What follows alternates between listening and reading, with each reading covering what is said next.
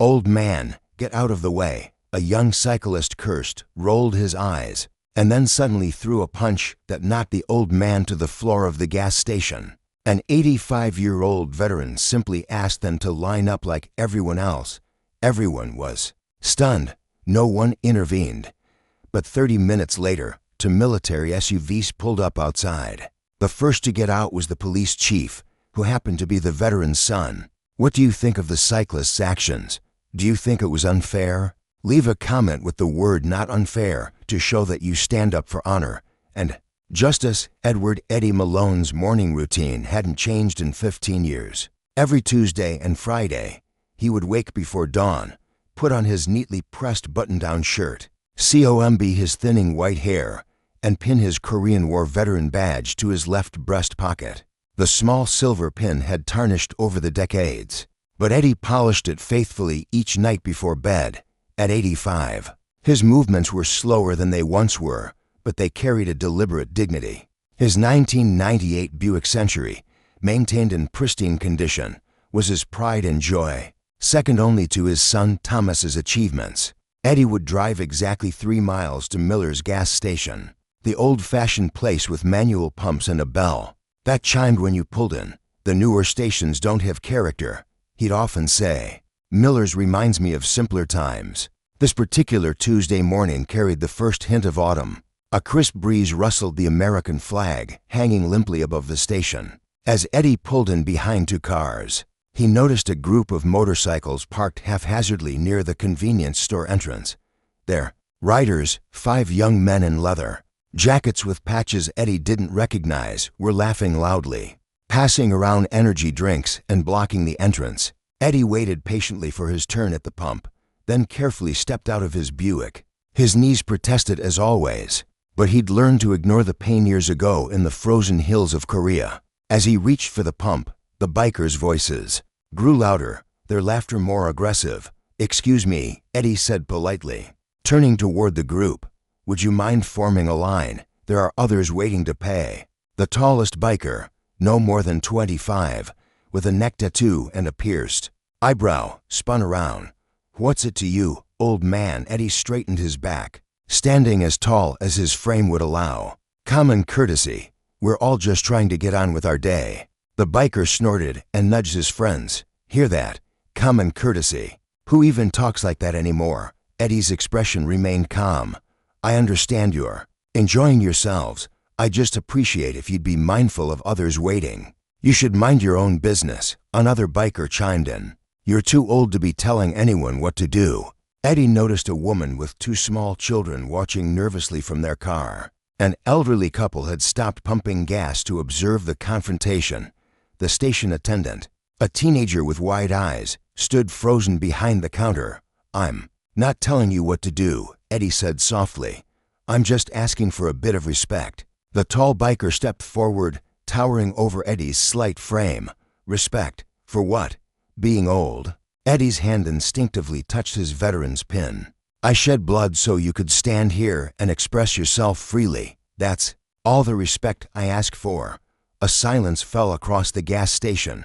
For a moment, something like recognition flickered across the biker's face, but it quickly hardened into contempt. "Oh, great. Another thank me for my service speech," he sneered, his voice loud enough for everyone to hear. "Why don't you head back to your nursing home and bore someone else with your war stories?" Eddie didn't respond. He simply turned to walk back to his pump. That's when it happened. Perhaps it was Eddie's silence that provoked him, or perhaps it was the quiet dignity with which the old man carried himself. The biker lunged forward, shoving Eddie's shoulder and spinning him around before anyone could react.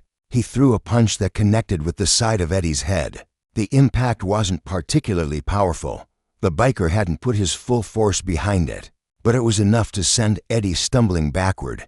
His feet tangled beneath him, and he fell hard against the concrete, his head striking the base of the gas pump with a sickening crack. Blood immediately began seeping from a gash on his temple, forming a small crimson pool that contrasted starkly against the gray concrete. The gas station fell completely silent. The biker himself seemed shocked by what he'd done.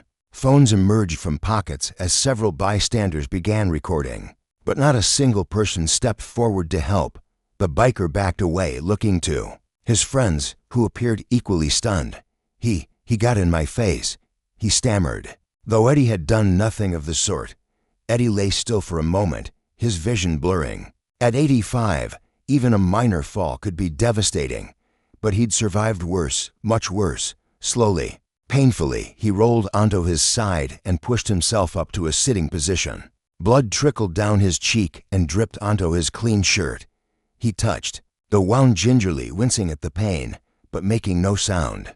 The station attendant finally emerged from behind the counter, a roll of paper towels in hand. But he stopped several feet away as if afraid to get closer.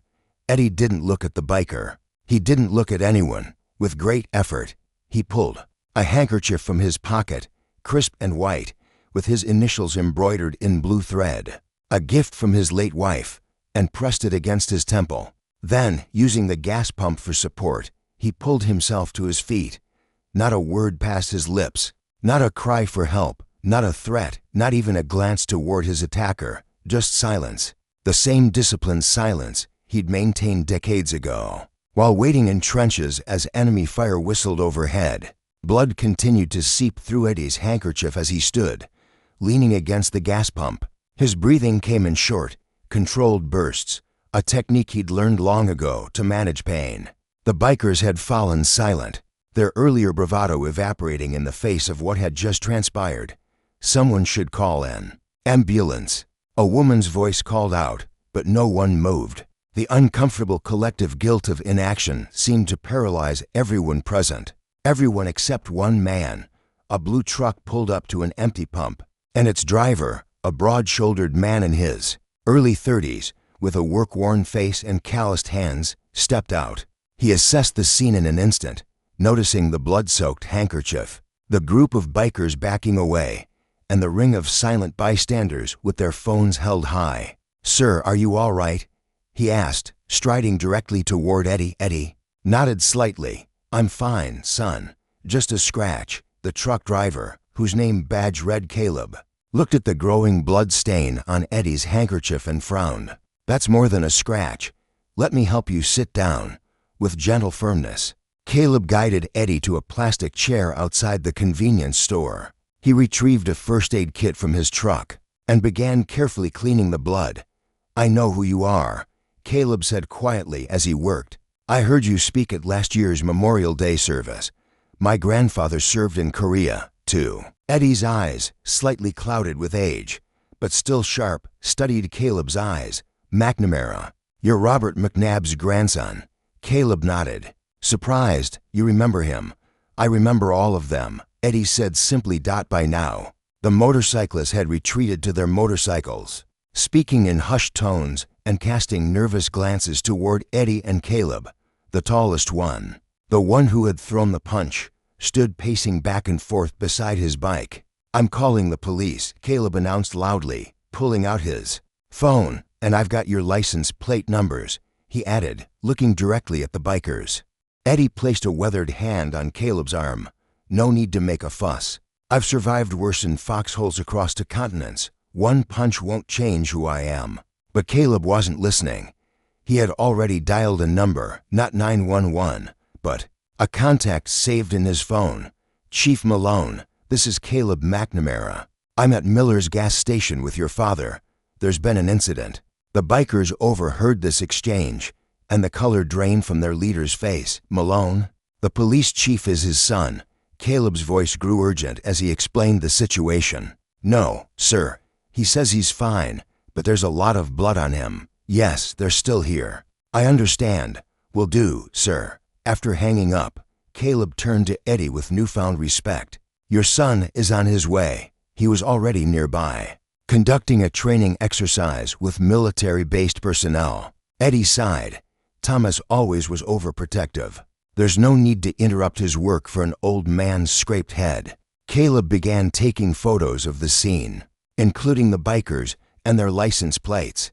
The station attendant, finally, finding his courage, brought out bottles of water and clean towels. "Mr. Malone," he said nervously, "I'm so sorry. I should have done something. I just froze." Eddie took the young man's hand. "Fear is natural, son. What matters is recognizing it for what it is. Next time, you'll do better." The elderly couple who had been watching approached cautiously. The woman had tears in her eyes. "We should have helped you," she said. "We all just stood there. Sometimes standing witness is its own form of courage," Eddie replied. "The world needs those who remember what happened, even when they couldn't stop it."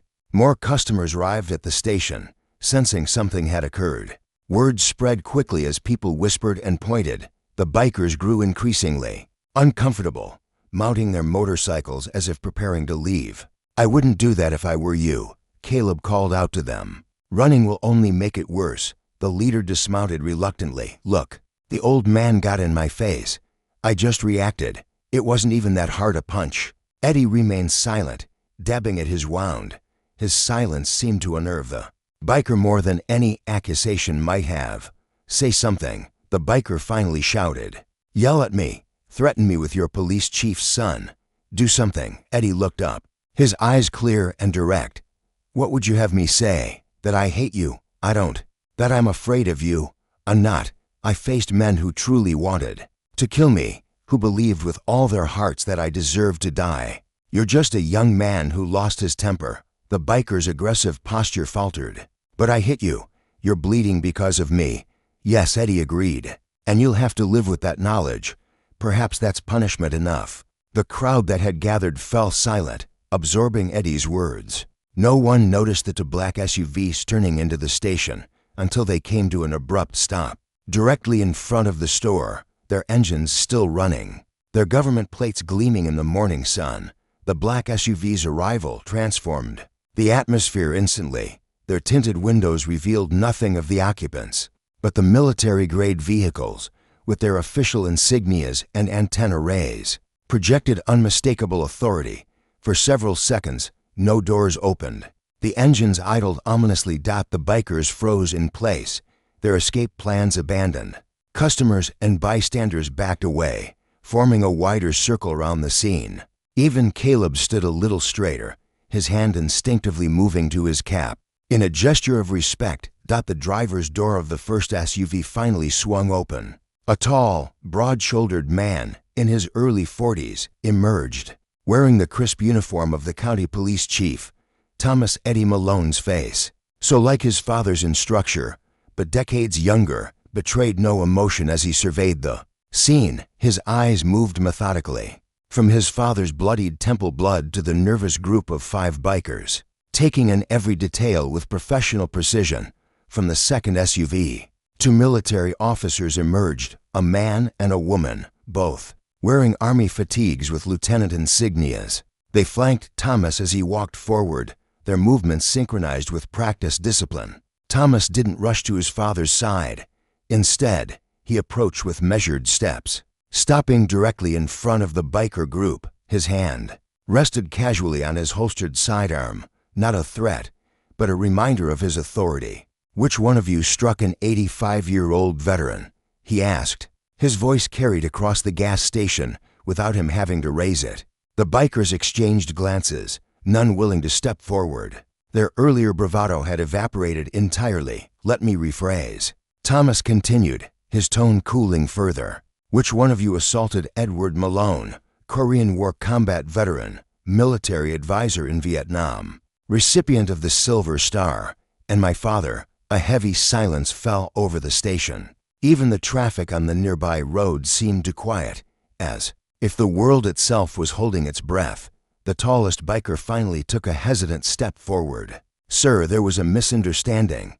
"A misunderstanding," Thomas repeated, his expression unchanged. 16 people recorded this misunderstanding on their phones. The security cameras captured this misunderstanding from 3 different angles. "Your friends witnessed this misunderstanding. Would you like to try again?" The biker swallowed visibly. "I lost my temper. He was telling us to move, and that justified violence against an elderly man who survived 3 campaigns in Korea." One of the military officers interrupted, her voice sharp with controlled anger. The female lieutenant stepped forward. "Our unit missed Malone. Mr. Malone trained half my unit in survival techniques last year.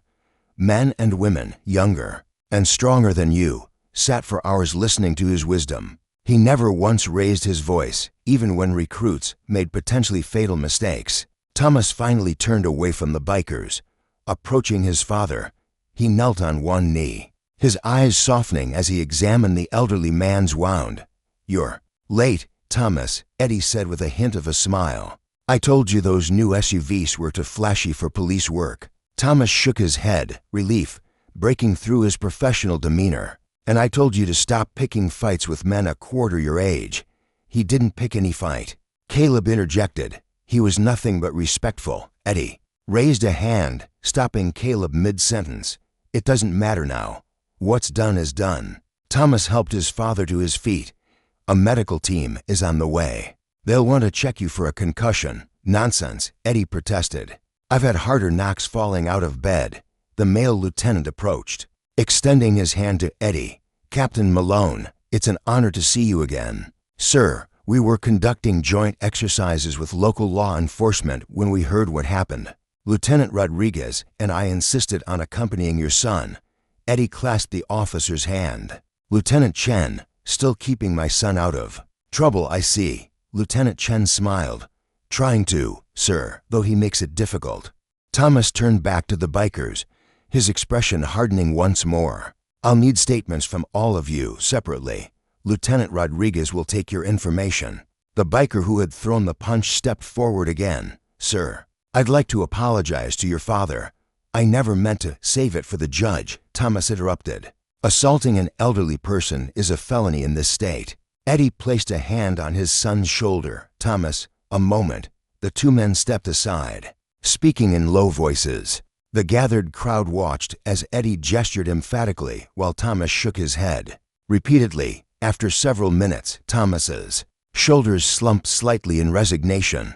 They returned to the center of the scene where the bikers stood in a line, their IDs being checked by Lieutenant Rodriguez. "My father," Thomas announced, "has declined to press charges." Murmurs of surprise rippled through the crowd. The bikers exchanged looks of disbelief, however. Thomas continued, raising his voice slightly to quiet the murmurs. "This is still a case of assault witnessed by multiple people. The county will pursue charges unless an alternate resolution can be reached." Eddie stepped forward, his small frame somehow commanding the attention of everyone present. "Young man," he addressed the biker directly, "do you know what we fought for in Korea?" The biker shook his head, confused by the question. "Freedom," Eddie said simply. "Not just for Americans, but for people we'd never met, people who didn't look like us or speak our language. We believe every human deserves dignity and respect." He paused, touching his veteran's pin. "I don't want you punished. I want you to understand what that pin represents." "Lieutenant Chen, what's the volunteer program we discussed for your unit?" Lieutenant Chen straightened. "The Veterans Outreach Initiative, sir. We're renovating the community center on the east side to create a gathering place for veterans who need community and support." Eddie nodded. "My son won't press charges on behalf of the county if you commit to 60 hours there. You'll work alongside men and women who serve this country. You'll hear their stories. You'll understand why that punch was about much more than just an old man asking you to wait your turn." Thomas didn't look entirely satisfied with the solution, but he nodded in agreement. "Lieutenant Rodriguez will take your contact information and set up the arrangement. If you fail to complete even 1 hour, the charges will be immediately reinstated." The biker stepped forward without hesitation. "I'll do it. And sir," he addressed Eddie directly, "I truly am sorry." Eddie studied the young man's face for a long moment.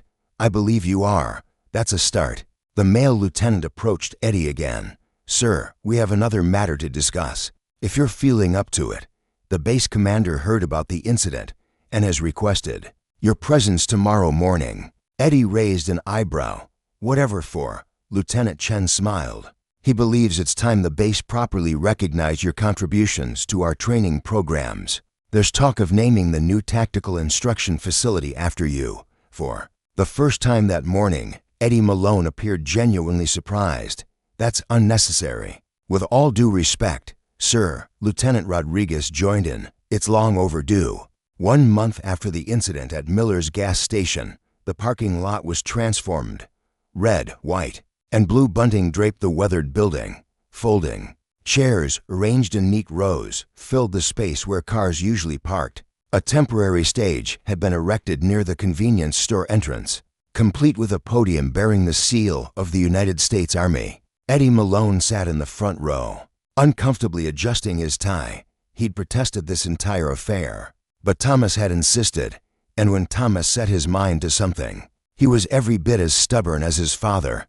"This is unnecessary," Eddie muttered as Thomas sat down beside him. In his dress uniform, all this fuss over an old man getting knocked down. Thomas smiled. "This isn't about the incident, Dad. This is about 60 years of service that went largely uncelebrated." The crowd filling the chairs represented a cross-section of the community. Veterans in their service caps sat alongside young families.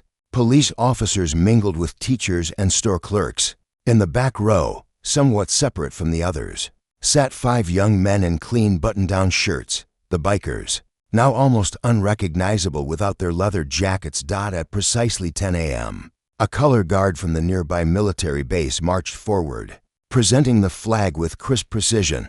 The base commander, a stern-faced colonel with a chest full of ribbons, approached the podium.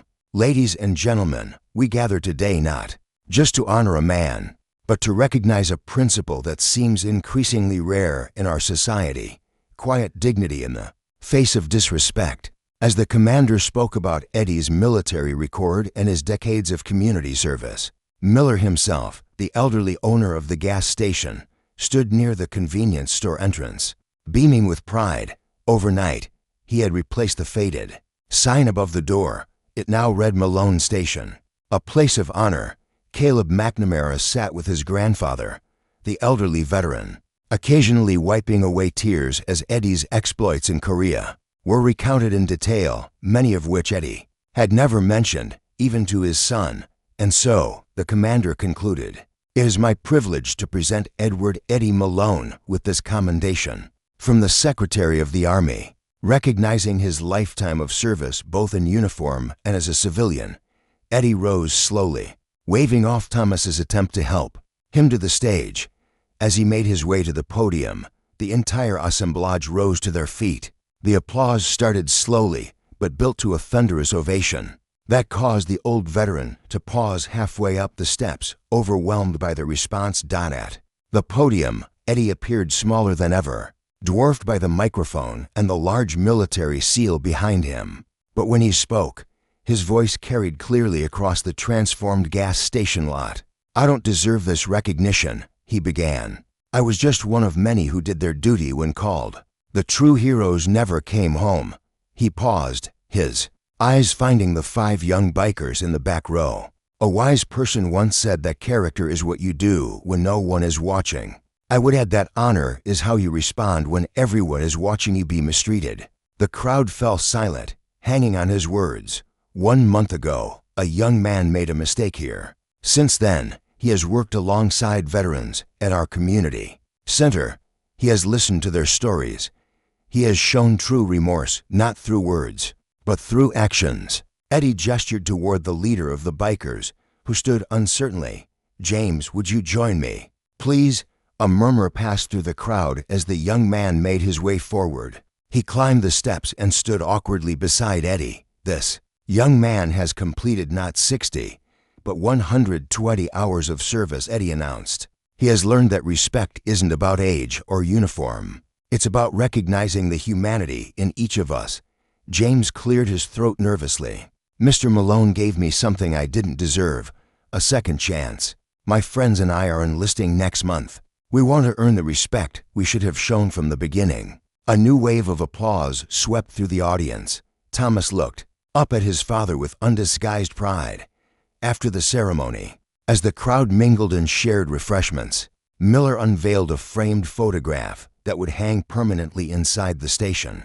It showed a much younger Eddie in his Army uniform, standing at attention beside his unit in Korea. Beneath it was a simple plaque reading, "Honor isn't just fought for on battlefields. Sometimes it's defended at gas stations." Eddie, uncomfortable with being the center of attention, found a quiet moment to slip away to his Buick. As he sat behind the wheel, Gathering his thoughts, a knock on his window startled him. Caleb stood there with his grandfather, the elderly veteran, leaning on a cane, but standing straight back in his old uniform. "Mr. Malone," Caleb said as Eddie rolled down the window, "my grandfather has something he's wanted to tell you for 60 years.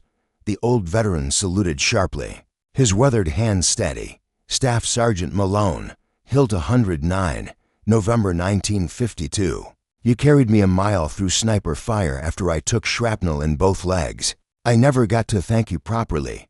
Eddie's eyes widened in recognition. "Private McNamara, you made it home. Thanks to you," the old soldier replied. "And now my grandson tells me you're still fighting the good fight, still standing up for what's right."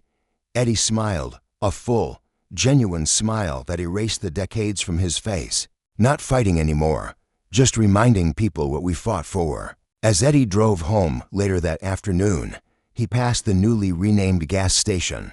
Miller was already back to work, pumping gas for customers. But something had changed. Where before people would rush in and out, now they lingered, chatting with each other. A new flag fluttered above the pumps, larger and brighter than before. And on the freshly painted wall, visible to all who entered, were the words, "Respect is earned, honor is given. Both must be preserved." Not everyone who wears a uniform is a hero, but those who maintain their dignity in the face of disrespect. They are the ones who truly deserve our deepest respect. Leave a comment respect to show you stand for gratitude and justice. Subscribe to Talus Strength to spread more stories that touch the heart.